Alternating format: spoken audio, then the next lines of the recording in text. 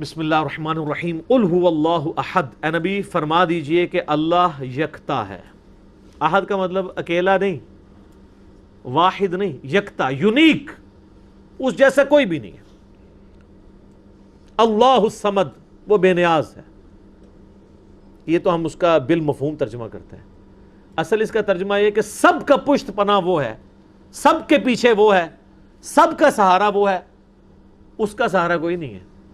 سمد عربی میں اس چٹان کو کہا کرتے تھے جو جنگ میں دشمن سے بچنے کے لیے پیچھے پہاڑ لیا جاتا تھا تاکہ پیچھے سے حملہ نہ ہو، تو اس پہاڑ کے لیے بھی سمد کا لفظ استعمال ہوتا تھا۔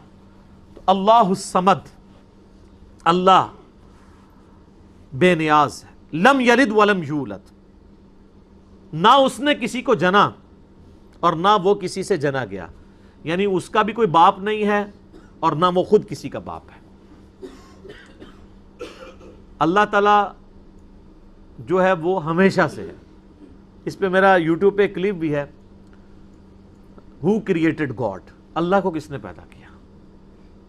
تو اس میں نے ٹیکنیکلی میتھمیٹیکلی اس چیز کو ڈسکس کیا ہے کہ اگر for the sake of argument یہ مان لیا جائے کہ ہر چیز کا کوئی خالق ہے تو خدا کا بھی کوئی خالق ہوگا، حالانکہ یہ ڈیفینیشن غلط ہے۔ خالق کی ڈیفینیشن یہی ہے کہ جس کا کوئی خالق نہ ہو۔ اگر اس کا کوئی خالق ہوگا پھر خالق نہ ہوا، وہ تو مخلوق ہوئی۔ اللہ مخلوق نہیں ہے، اللہ خالق ہے۔ تو میں نے اس میں ٹیکنیکلی بتایا تھا کہ اگر for the sake of argument یہ بات مان لی جائے کہ اگر کسی ہر چیز کا کوئی کریٹر ہے تو اللہ کا کوئی کریٹر ہوگا، تو پھر جو اللہ کا کریٹر ہے اس کا بھی کوئی کریٹر ہوگا، اور پھر جو وہ کریٹر ہے اس کا بھی کوئی کریٹر ہوگا، تو کیا یہ ایکویشن کہیں پہ رک سکتی ہے؟ تو یہ تو ساری فالس سٹیٹمنٹ ہو جائے گی۔ جبکہ دوسری طرف ریالٹی ہے کہ ہم موجود ہیں، مخلوق ہے، یہ ایک حقیقت ہے۔ اس حقیقت کو ریورس کرنے کے لیے اگر یہ مانا جائے کہ ہمارا کوئی کریٹر، اس کا بھی کوئی کریٹر، اس کا بھی کوئی کریٹر، تو دوسری طرف تو آپ حقیقت تک پہنچ ہی نہیں سکتے، انفینٹ ہے۔ تا وقت کہ آپ کسی ایک کو ایسا نہ مان لیں کہ جس کا کوئی کریٹر نہ ہو، جہاں سے سب سٹارٹ ہوئے ہوں، تو سر وہی تو ہے لم یلد ولم یولد۔ میتھمیٹیکلی یہ سٹیٹمنٹ اسی وقت درست ہوگی جب کسی ایک کو ایسا ماننا پڑے کہ اس کا، ورنہ تو یہ شروع رکے گی نہیں۔ اسی لیے بخاری میں حدیث ہے کہ شیطان تو میں آ کے کہتا ہے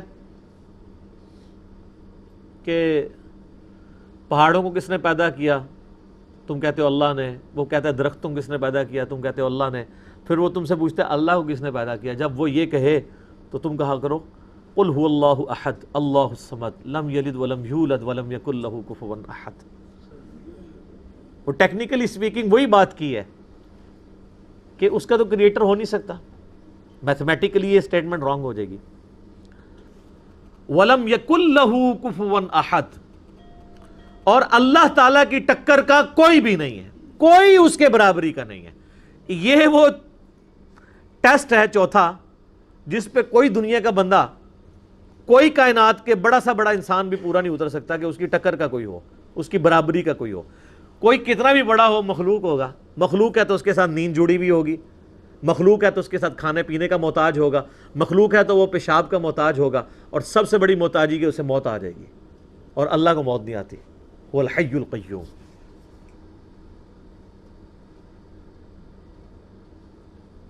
وہ خود سے زندہ ہے اور ہر چیز کو تھامنے والا ہے۔ تو یہ سورہ اخلاص یونیک صورت ہے اس اعتبار سے، اسی لیے اسے کہا جاتا ہے ٹچ سٹون آف تھیالوجی۔ توحید کی کسوٹی ہے کہ اللہ یکتا ہے، وہ بے نیاز ہے، سب اس پہ ڈیپینڈنٹ ہے، وہ کسی پہ ڈیپینڈنٹ نہیں، اور نہ وہ کسی سے جنا گیا، نہ اس نے کسی کو جنا، اور اس کے ٹکر کا، اس کی ہمسری کا کوئی نہیں ہے۔ اللہ اکبر۔ سورہ اخلاص پہ گھنٹوں بولا جا سکتا ہے، لیکن آپ وہ مسئلہ نمبر 112C دیکھ لیں۔